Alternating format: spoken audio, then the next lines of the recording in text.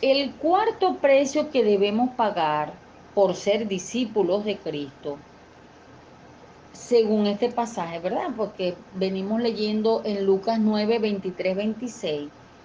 Y el Señor dice, el que pierda su vida por mi causa la salvará. Entonces, el cuarto precio que debemos pagar es consagrar nuestra vida.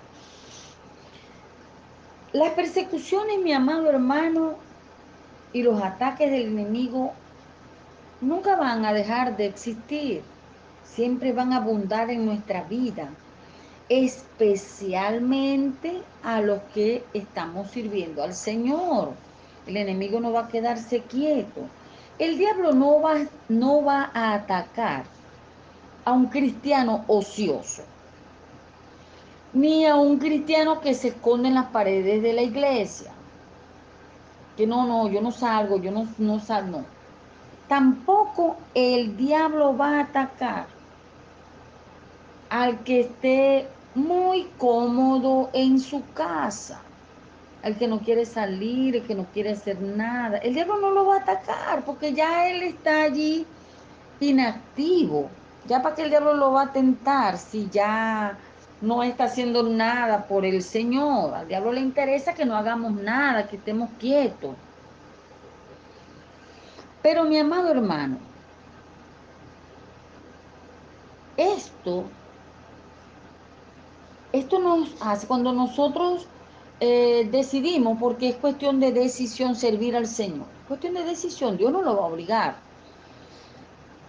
Pero si usted no decide por el Señor, tampoco espere nada del Señor. Tampoco puede esperar nada porque usted no le está sirviendo. Entonces, ¿cómo el Señor va a traer recompensa? Porque Dios recompensa es la obra de nuestras manos, lo que nosotros hacemos para el Señor. Así como cuando el Señor entregó los talentos, que a uno le dio 5, a otro le dio 2, a otro le dio 1. ¿Qué pasó? Cada uno multiplicó esos talentos que Dios le dio. Pero aquel que le dio miedo, que lo enterró, más bien se le quitó lo que tenía y le fue dado a quién, al que había multiplicado más, porque el que más produce, el Señor más le da. ¿Por qué? Porque el Señor le interesa que nosotros sigamos sirviéndole a Él, buscando de su presencia. Entonces, mi amado hermano, es necesario que nos consagremos al Señor.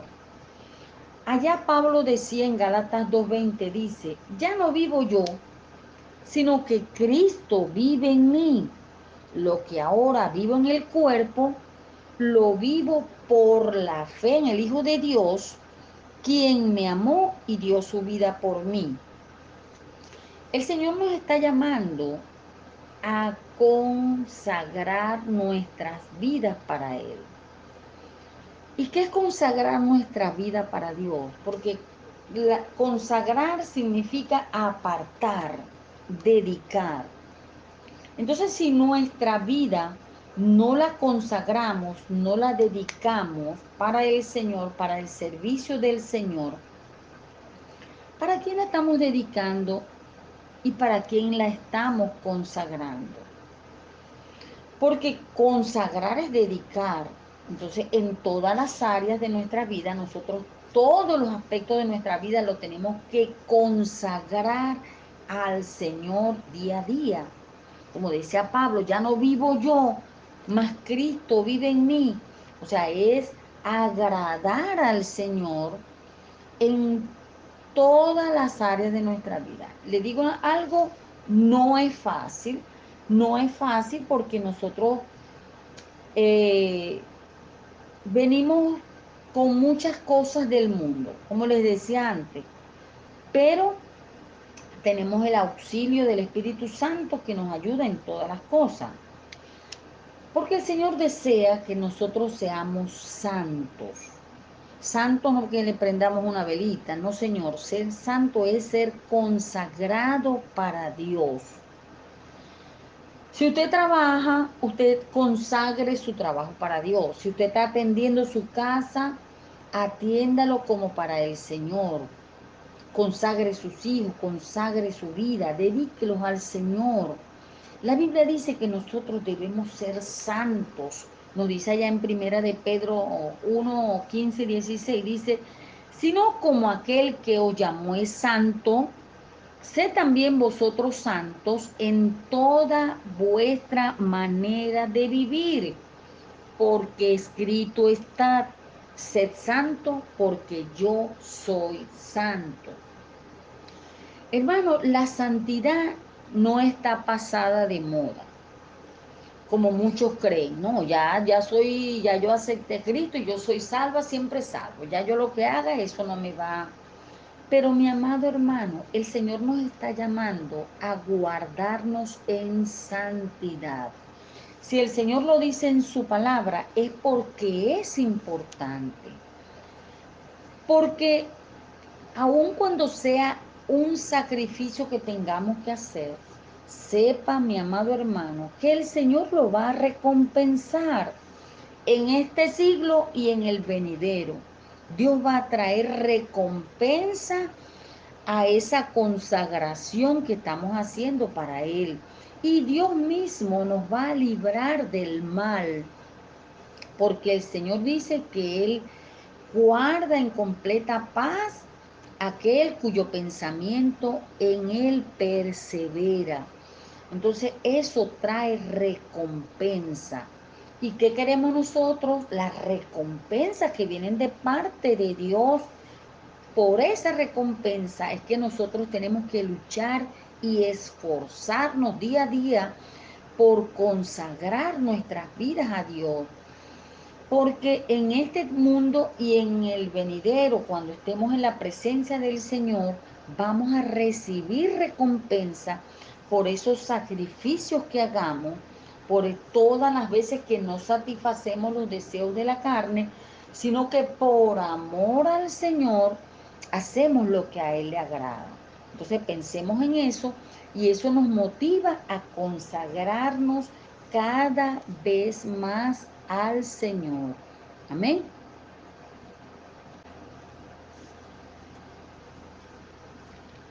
El quinto y último punto que vamos a tratar hoy, del último, según este pasaje, precio que debemos pagar por ser discípulos de Cristo, es no avergonzarse del Evangelio. Según este pasaje que venimos leyendo en el versículo 26, ¿verdad? Lucas 9:26, el que venimos estudiando, dice, si alguien se avergüenza de mí y de mis palabras, el Hijo del Hombre se avergonzará de él cuando venga en su gloria y en la gloria del Padre y de los santos ángeles. Esto es tremendo, ¿verdad? Porque muchas veces nos avergonzamos del Señor. Sí, hermano, lo hacemos, lo hacemos. En la antigüedad hubo un tiempo que la gente cuando decía que era cristiano ponía su vida en peligro de muerte. Y muchos de los discípulos, y gracias a Dios por ello, no se avergonzaron del Evangelio, porque no hubiese llegado a nosotros, no hubiese llegado a nosotros el Evangelio si no fue por aquellos primeros apóstoles, aquellos discípulos que no se avergonzaron, que aún prefirieron su muerte por amor al Evangelio. ¿Por qué o para qué? Para que a nosotros hoy en día nos llegara el Evangelio de salvación, esas buenas nuevas. Así como nosotros también somos portadores de esas buenas nuevas, si no nos avergonzamos. Y esta cadena se repite porque es la idea del Señor que nosotros sigamos proclamando el Evangelio sin avergonzarnos de él. El Señor Jesucristo nos manda a no avergonzarnos y nos dice que si nosotros nos avergonzamos de él y de su palabra, pues él también se va a avergonzar de nosotros. Imagínense, hermano, qué tragedia que nosotros cuando estemos en la presencia del Señor, el Señor nos diga, de cierto, no os conozco. Hermano, eso debe ser lo más triste que un ser humano puede experimentar. Pero nosotros no somos de los que nos retrocedemos, nosotros somos de los que le creemos al Señor y de los que no nos avergonzamos del Evangelio. Como decía Pablo allá en Romanos 1:16, porque no me avergüenzo del Evangelio, porque es poder de Dios para salvación a todo aquel que cree. Mi amado hermano, muchas veces nosotros nos avergonzamos del Evangelio. Usted va a decir, no, no, no, mi amada hermana, yo no me avergüenzo del Evangelio. Cuando nosotros no le hablamos a una persona por el temor al que dirán, ay, porque nos van a llamar evangélicos, o sacamos la excusa y decimos, no, yo no soy evangélico como esos que se revuelcan, como esos que usan falda larga, como aquellos que no se... Hermano, eso es avergonzarse del Evangelio.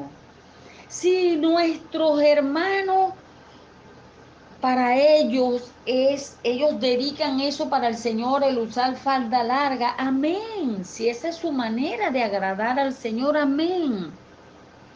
¿Por qué nosotros nos vamos a avergonzar? Cuando nos dicen, no, no, yo no voy a la iglesia allá porque allá la gente se cae. Entonces nos avergonzamos y no le hablamos. Ay, no, qué vergüenza. No, mi amado hermano, eso es manifestación del poder del Espíritu Santo y no nos debemos avergonzar. Pero tampoco nosotros debemos avergonzar el Evangelio, porque también nosotros avergonzamos el Evangelio, que no es el deber ser. Cuando nosotros decimos, nos presentamos como cristianos, si yo soy cristiano, yo soy evangélico, yo soy hijo de Dios, no nos avergonzamos.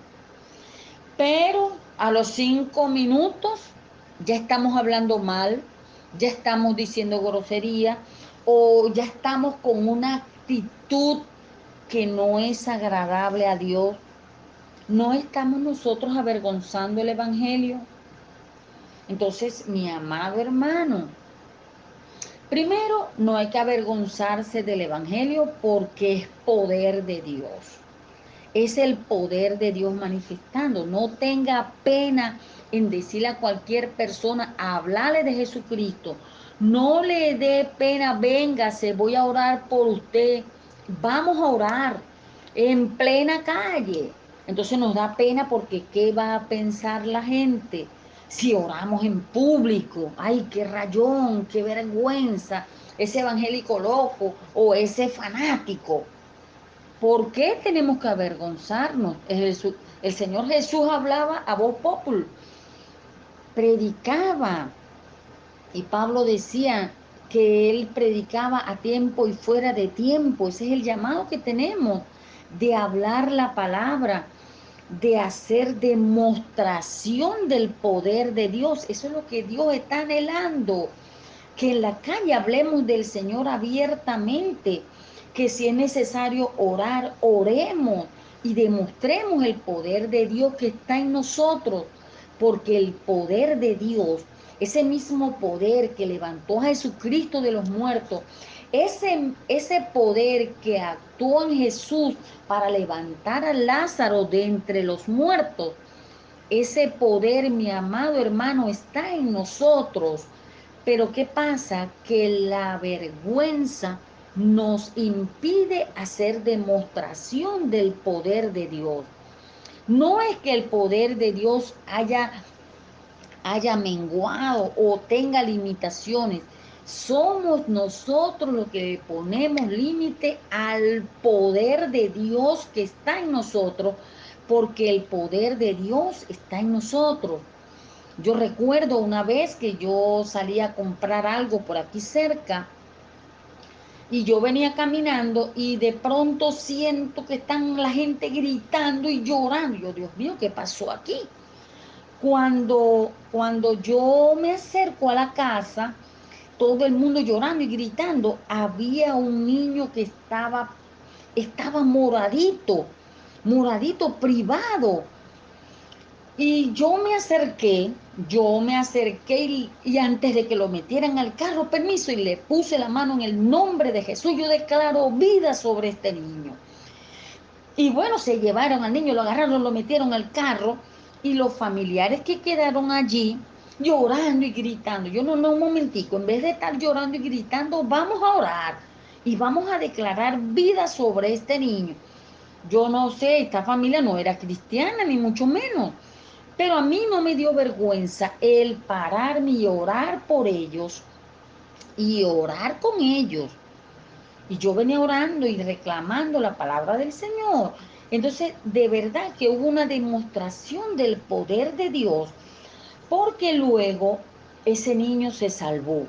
Días después yo pasé por esa casa y la señora, no la mamá, sino la abuela, me dijo, ven para que veas el niño cómo está de bien.